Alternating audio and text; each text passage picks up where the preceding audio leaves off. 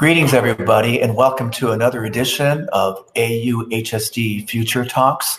I am your host, Superintendent Matsuda of the Anaheim Union High School District. And as our audience knows, this show is all about the future, which is now, and it's about how we can better align public education with business and nonprofit partners to better prepare our young people for jobs and careers of the future, which begin right now.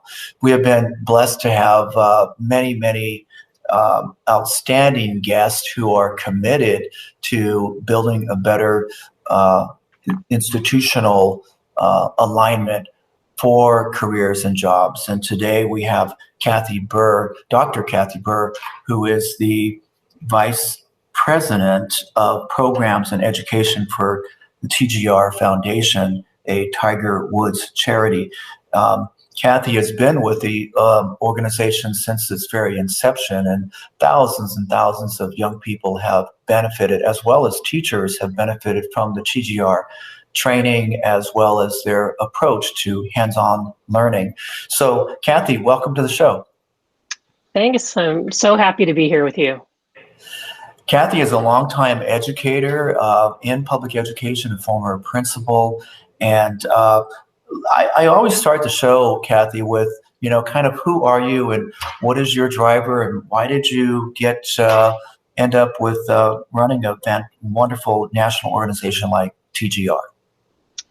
Like all things, I think sometimes you fall into things, you take some risks and land places, but, I do have a background in education. I started out teaching in LA Unified back in 1988, I think it was my first year of teaching, and kind of along the way, I got degrees and things like that, and became an administrator as well, and served as an assistant principal up in Monrovia, and then moved down to Orange County and worked as an assistant principal and principal for the Ocean View School District.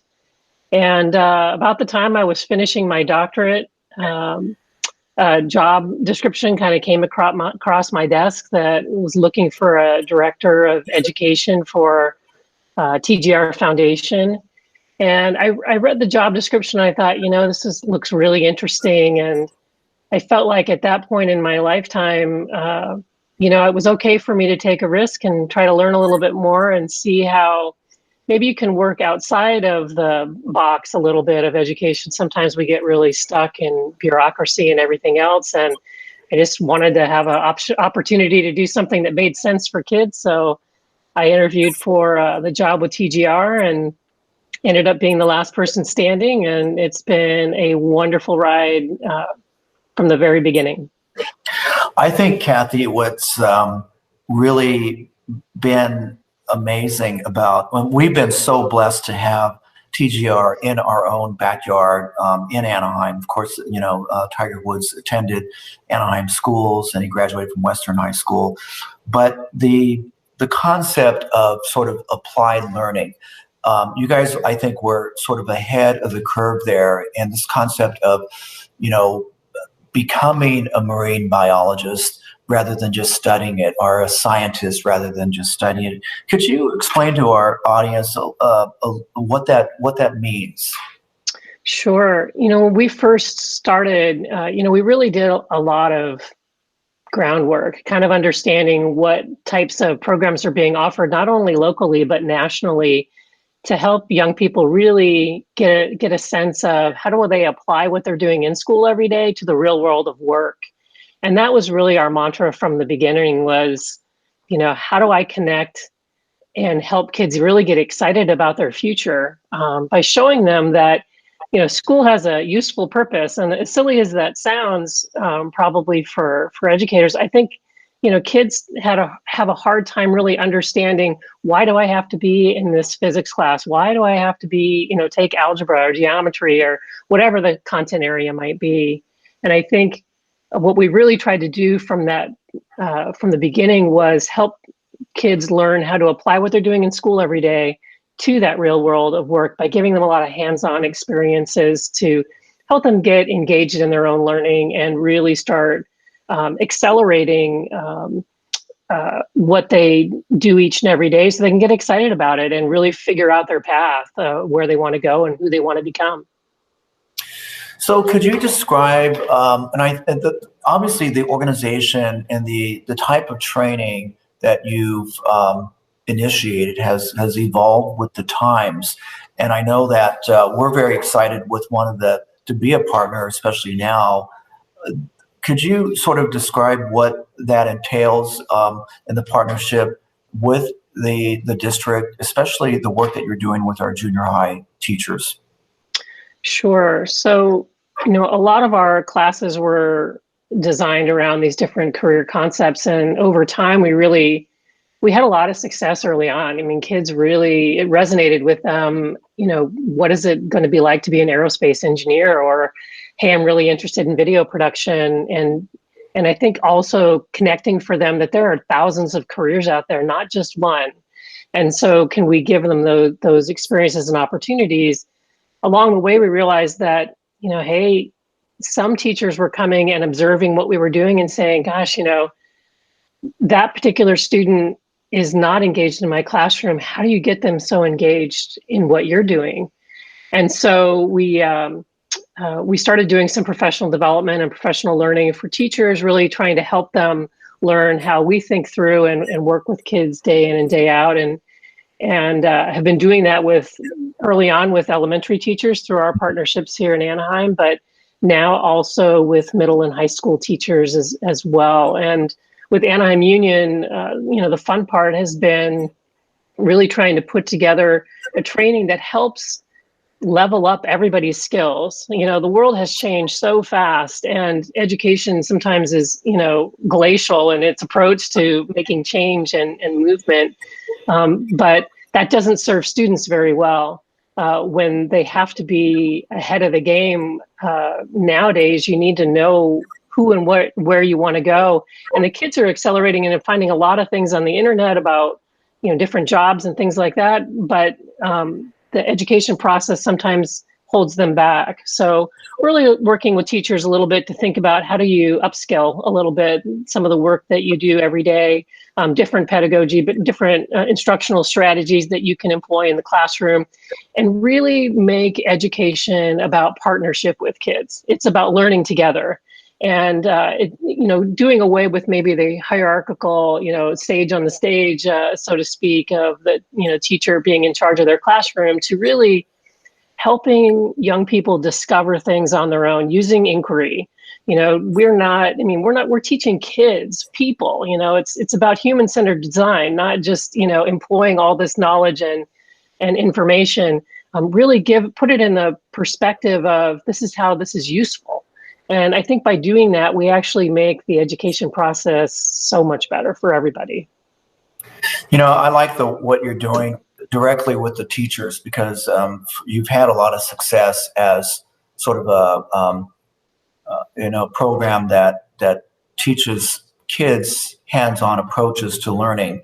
But now you're training up our junior high, middle school teachers directly, especially those who are involved in these cutting edge pathways that we are developing in artificial intelligence, biotechnology, cybersecurity, the incubator lab.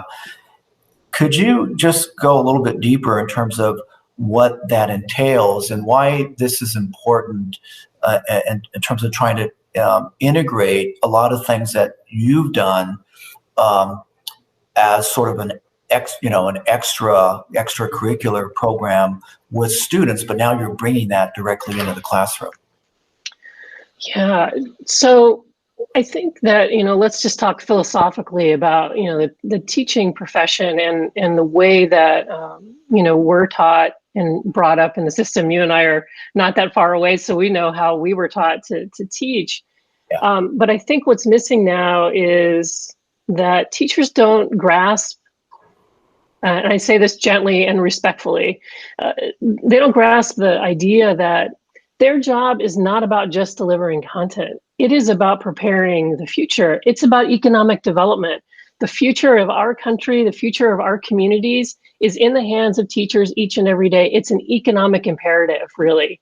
So what we try to do with teachers is really get them out of the box of how they're currently thinking about their content and really putting it into play in the perspective of skills, hard and soft skills that students are going to be needing to learn in order to be successful. So problem solving, critical thinking, those types of things, and put it in practice on the daily, as opposed to just doing it every once in a while. This is every single classroom approach to teaching should be thinking about, what are the skills that students are learning as a result of this.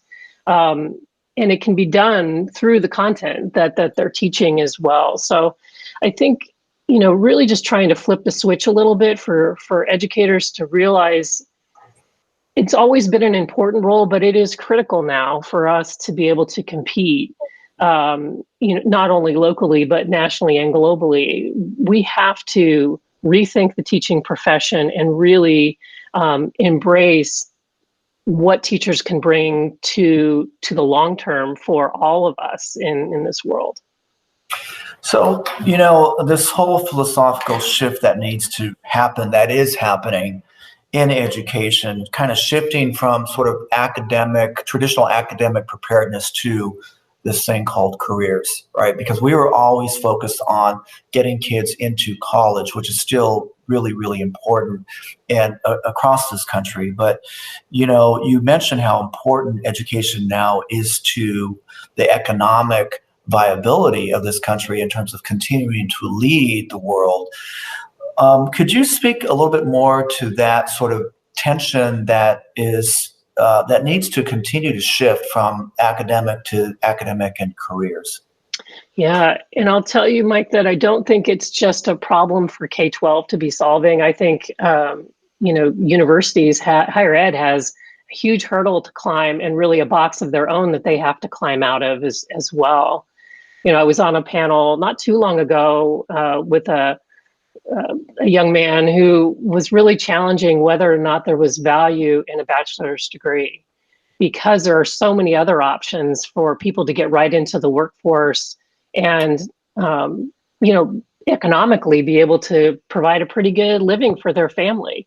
And so we have to realize that there are different pathways to success and to jobs and to career creation. And I think really be thinking differently about where are the entry points. And I think Anaheim has done just a fantastic job of laying those pathways out for young people and showing them all of these different options.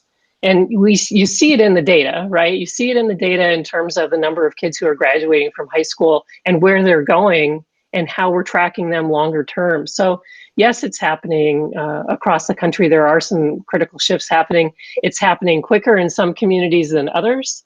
And I think that's, something we all have to really grasp a little bit. Those communities that have, high, marginalized families and communities tend to move a little bit slower in this process. And, frankly, going back to the question about my values, that's just not fair, right? I mean, all kids should be given that opportunity to pursue whatever career or college dream that they might have. So it's not just, and I think it's a shift for us too. I think we were really heavy into college access early on, but now it's not just college, it's college and career. And they're really thinking about how do we help create those pathways and opportunities for young people to, learn about different career fields, but then actually, provide the mentorships, the internships, apprenticeships, really making those connections for kids so that they can find success and launch right into careers as soon as they would like to.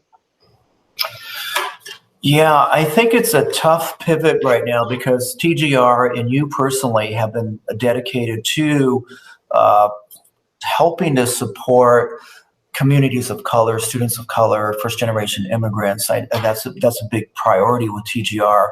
And all of us have said college is the key to access, right, in terms of all of these barometers of social justice. Yet, because of the shifting that's going on and the cost of college, you had mentioned, more and more, there's a narrative out there that people are questioning the value.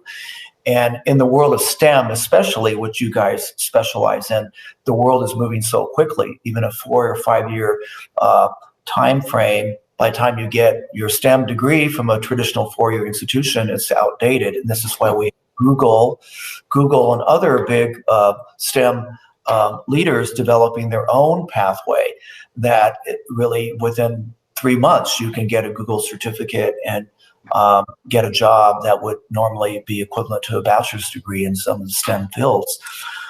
So how can we continue to make college and career an option rather than college or career? I think that that is what our partnership represents, TGR and AUHSD. But from your end, what else needs to happen? Oh, gosh.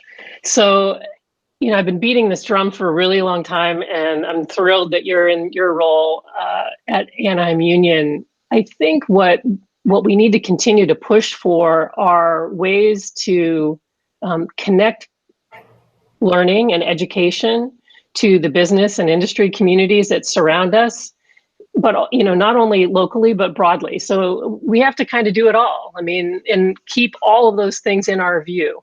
I think sometimes that there's not a business and industry leaders don't always talk to educators because our language is so different. And I think, on the high end of folks, we need to really break down those walls for sure. We need to make sure that business industry has the chance to learn from education and what we're trying to do. And on the education side, we need to let it happen because we need to understand what are the types of skill sets and things that you're looking for in the world of work that we could be doing and protecting from the very beginning. And I think that's happening to some degree. But I just think those silos of, business and industries over here, and here's higher ed, and then here's K-12, those days are over. We need to connect that. I don't necessarily like the word pipeline, but we need to connect it. We need to have a connected experience for folks. Whether or not kids are getting an adequate education and are able to leave high school and contribute to society is everybody's business. And we all have to find ways to plug into that. And I think that's what we do well together. Anaheim Union and TGR Foundation is we're looking out for one another. We're saying, hey, we've got this really great partnership. Here are some things that we're looking at. What can we build together? And I think that type of attitude, I guess, and commitment to young people is what's needed. It's like putting students at the center of learning is one part of it, and making the connections between all of those entities we just talked about is critical, and making sure that we're monitoring it constantly because the world does change so quickly, and we need to make sure that we are nimble and flexible and adaptable and able to move and flow as things happen. And that's where I think an organization like TGR can help both institutions, K-12, community college, higher ed, and be a connector between the business world. So we can create spaces for common language, right? What are the drivers? We're lucky to have over 90 corporate and nonprofit partners now, but you're absolutely right. We are increasingly finding ourselves having these epiphanies about common language, these soft skills, emotional intelligence, we call them the 5 C's. That's what business wants. And that's what, no matter where you end up in life, that's what you need. But yet that's not been our primary driver in education. They've been more the traditional content memorization. And I think that's really the friction, that's the disconnect that we are trying to overcome here. So in the few moments we have left, Kathy, what would be some of the sort of next steps do you see in terms of this relationship between TGR and public education, like K-12, whether it's K-12 or higher ed? And I know that you guys are part of TGR is a national organization. Right. We look for the opportunity to partner anywhere and everywhere. And it's not always, we are a nonprofit organization, we do, we have a fundraising mechanism and all of those types of things, but it's not always about, dollars in and dollars out. It's about ultimately what's going to help young people be successful and reach their own, career and college goals. And I think, as we go forward, we're always looking for that opportunity to partner, to think differently, to figure out how can we plug in, how can we create this, consortium or ecosystem, I guess is even a better word, where we can be successful. Yeah. That is what the future of education is going to be like. No more is it okay for us to go in our classrooms as teachers and close the door and do our thing. Throw those doors open, invite everybody in, help make learning meaningful and relevant to young people. There are so many ways that if you just open your mind and are willing to be creative, that you can actually enhance the learning experience for young people in countless ways that just makes them so much more connected to the world and how they can play a role in it. And I think that's our job, is to make those connections for folks. What do you say, and the final question here is, what do you say to people who are kind of critical of young people, that they just don't care, they're not motivated, and and they're part of the problem? What do you say to some of the folks who think that? Well, I guess I would question, or is this the right place for you? I mean, I don't think you can be in education these days and not believe that everybody has the ability and the opportunity to be successful. The pathway may look different for some than others, but you know what? If you don't believe in the opportunity for every young person to be successful, the most important thing is not the content and not me as the teacher. The most important thing is that kid. And so we need people that are going to be, fighting for them and, leveraging the things around us to make sure their experience is better.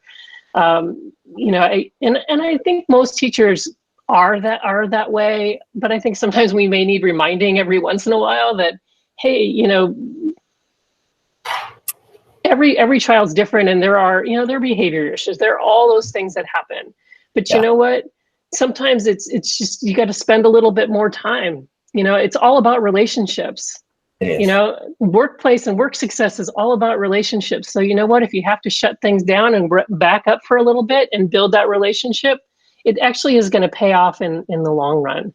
I think even that, I remember that even as a teacher myself, that spending those time in the beginning of the school year, really getting to know your kids and what makes them tick, and getting to understand the family dynamics and all of those things. Yeah, it's a lot. You know what? Teaching is a hard career, but the payoff is amazing. The payoff is amazing if we do our job well. Oh my gosh, that's awesome. I think that what TGR has done over the years, what you've done, Kathy, is you've been a mirror to all of us in these institutions. You've also put positive tension on all of us on behalf of our students. And I just want to thank you and the TGR partnership on behalf of our 30,000 students and their families. You've made a profound difference, and you continue to make a difference for all of us. So thank you very much, Kathy. Thanks, Mike. Such a pleasure to be here with you.